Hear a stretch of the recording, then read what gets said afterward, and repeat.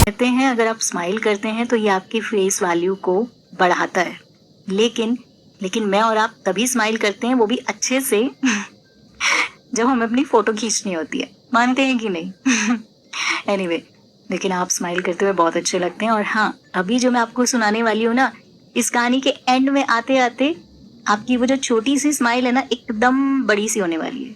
ये मैं आपको पहले बता देती हूँ, इसलिए एकदम ध्यान से सुनना, कुछ भी करने के बाद ना घंटी बजा देना, ताकि मैं जब भी कोई नया वीडियो अपलोड करूँ तो तुम्हारी फोन की भी घंटी बजे। दोस्तों, ये वीडियो मजेदार। एक बार की बात है, एक राजा के पास एक शख्स आता है और बोलता है, राजा साहब मैं कई दिनों से बेरोजगार हूँ, मुझे कुछ काम चाहिए।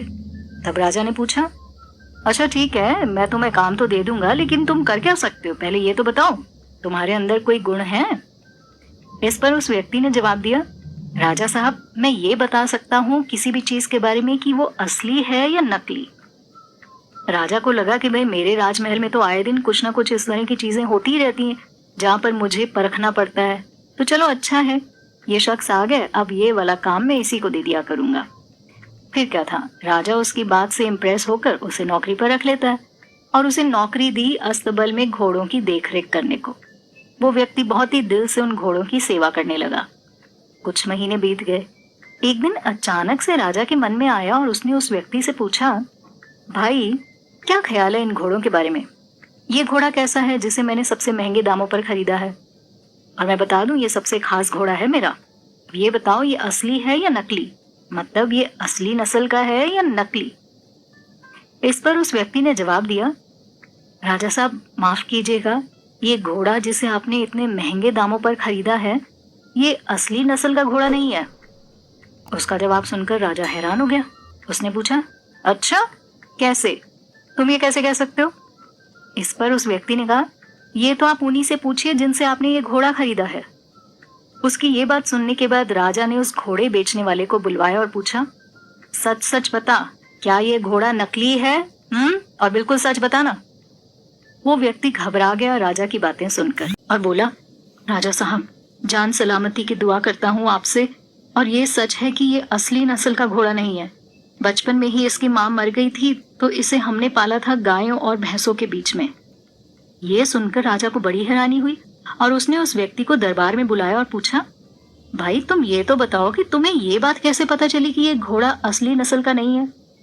तब उस व्यक्ति ने कहा, राजा साहब कोई भी घोड़ा घास खाते समय अपनी गर्दन को ऊपर करके खाता है, जबकि ये घोड़ा हमेशा अपनी गर्दन नीचे करके खाता था।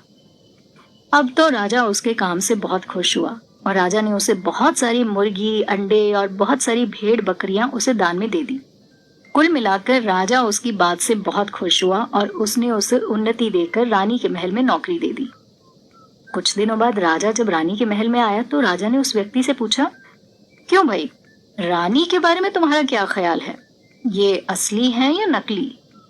इस पर उस व्यक्ति ने कहा, हुजूर जान की माफी चाहिए। राजा ने कहा, हाँ दी, और बोलो।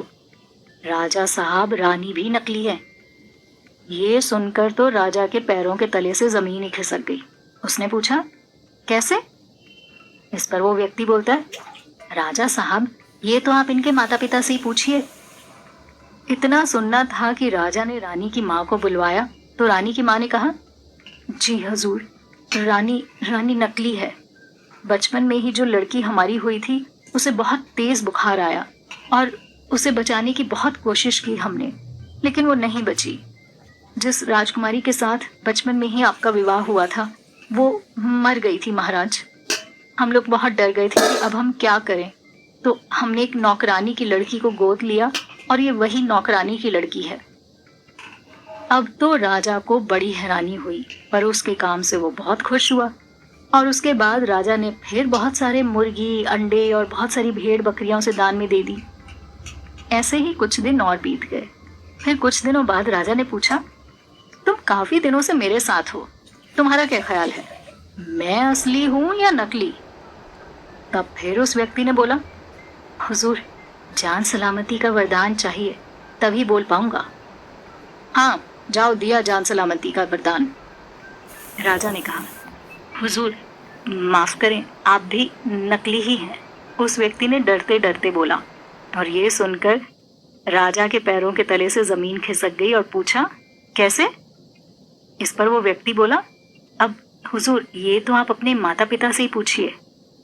ये सुनने के बाद राजा ने अपने माता पिता से पूछा तो उन्होंने बताया कि पड़ोसी राजा के डर से हमने आपकी परवरिश एक भेड़ पालने वाले गडरिये के यहाँ पर करवाई थी और आपका बचपन वही उसी भेड़ पालने वाले के पास बीता।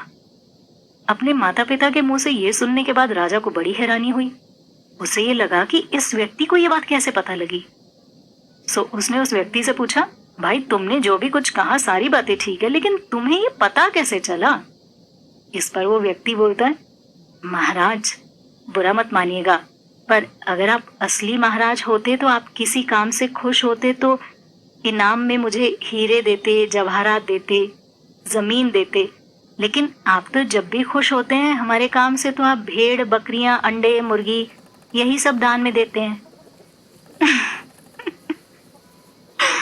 देखा, मैंने कहा था ना, ये कहानी के एंड में आते आते आपके चेहरे पर जो छोटी सी स्माइल है ना, वो बड़ी सी होने वाली है। तो कुल मिला के इंसान की जो आदतें होती हैं ना, भले वो चाहे कितना भी अपने आप को पॉलिश कर ले, लेकिन जो उसकी बेसिक जो आदतें होती हैं वो कभी भी नहीं बदलती। कहीं ना कहीं कैसे ना कैसे छोटा छोटा, जैसे कहते हैं ना, अंश वो रह ही जाता है। और जो पारखी लोग होते हैं वो उस छोटी सी आदत को भी लेकर पकड़ लेते हैं कि हाँ भाई, अगला इंसान इतने पानी वाला है। मानते हैं कि नहीं?